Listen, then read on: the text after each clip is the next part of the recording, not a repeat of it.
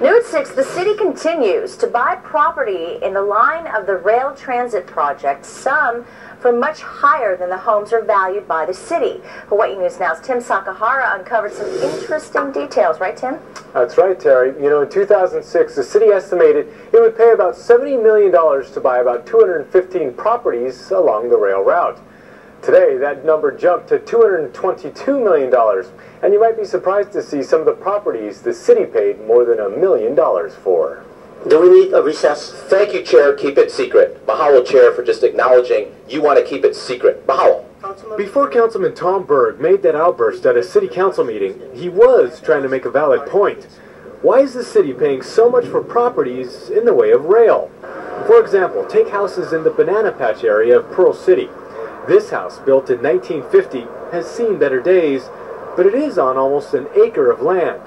The city values it at $392,000. Zillow says it's worth about $600,000.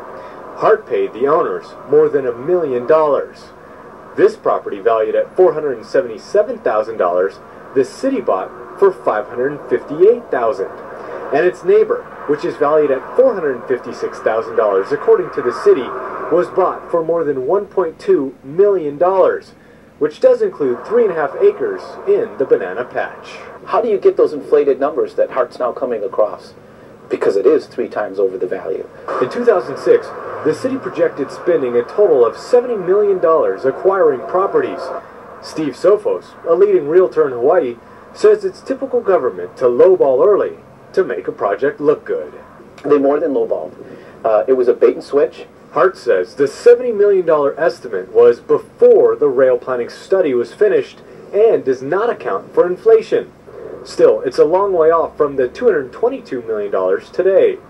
As for the prices to buy homes like these, Hart says it paid fair market value set by a third-party appraiser from California who then contracted local companies.